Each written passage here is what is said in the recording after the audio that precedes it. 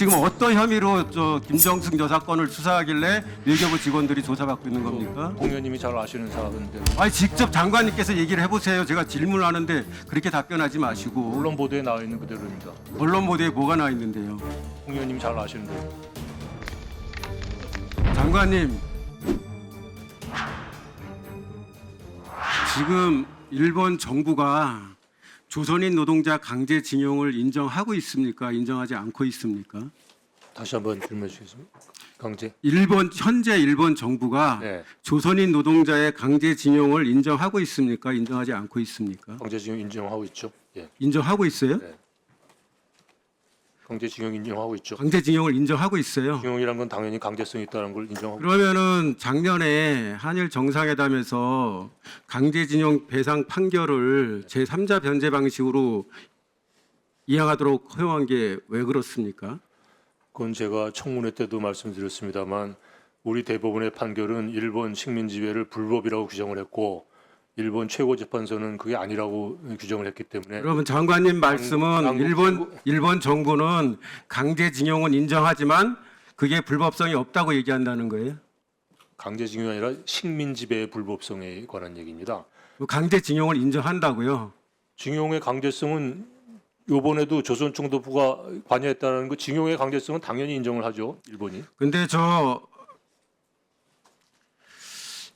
팀장님은 제가 왜 이번 사도광산 유산 등록 합의할 때 강제징용 표현 못 넣냐 했더니 일본 정부가 강제징용을 인정하지 않기 때문이라고 했습니다. 그게 저한테 거짓말한 겁니까? 강제성의 그 아까 하야시 외무상이 말했지만 국제 노동 규약상 강제 노동이 아니다라는 게 일본의 주장입니다.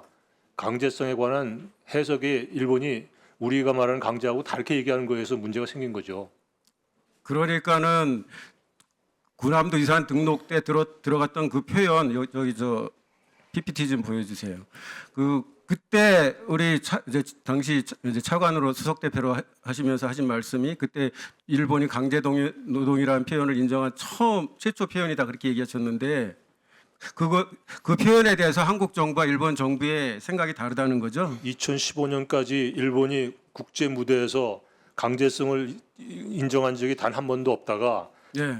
이 군함도 등재라는 계기에 한국이 강하게 압박을 하니까 처음으로 강제성이 있는 표현을 국제사회에서 썼고요. 예. 그 이후로 또 9년 동안 이행 조치를 안 하고 이후로는 있다가 이행을 안 하고 있었죠. 이번에는 우리가 이걸 등재하려면 이행을 안 하면 등재 같은 거 생각도 말아라 그러니까 할 수 없이 해가지고 이행 조치를 취한 겁니다. 제대로 협상한다면은 군함도 유산 등록 때 합의했던 그 내용이 이행이 안 됐으면은 니네 그때 합의한 게 이행이 안 됐기 때문에 이번에 유산 등록에 동의해 줄 수 없다 이렇게 하는 게 올바른 자세죠. 이행 조치를 받아냈지 않습니까? 그걸 계기로. 군함도 때 합의했던 거를 지금 이행 안 하고 있잖아요. 그러니까 이번에는 이행하는 걸 먼저 아니, 현재 제 얘기는 예. 군함도 때 합의한 거를 일본이 이행 안 하고 있잖아요.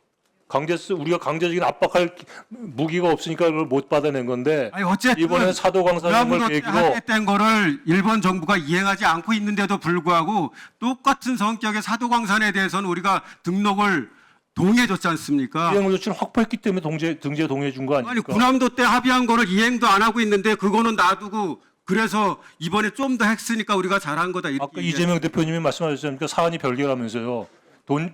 내용은 본질은 동일하지만 이거 다 사안이 국민이 다르니까 보고 있어요. 계속 지금 있는 거죠. 이 사도광산 등재 결정 보도 자료에 봐도 일본이 2015년에 근대 산업시설 등재와 관련한 산업유산정보센터 설치를 지원했고 전시 장소도 도쿄에서 미흡했고 내용도 강제 동원으로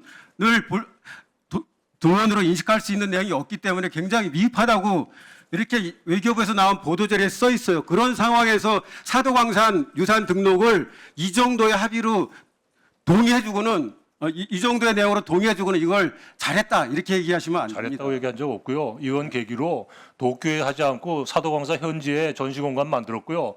이행 조치 안 하는 거 이행 조치 확보했고요. 현재 조치 됐습니다. 제가 물은 것만 답변하세요.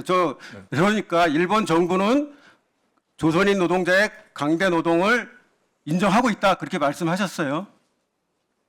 예, 알겠습니다. 그것까지만 하겠습니다.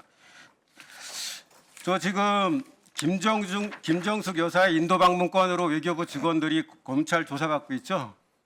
뭐 가서 조사 협조하고 있는 걸로 알고 있습니다. 무슨 내용 조사받고 있습니까?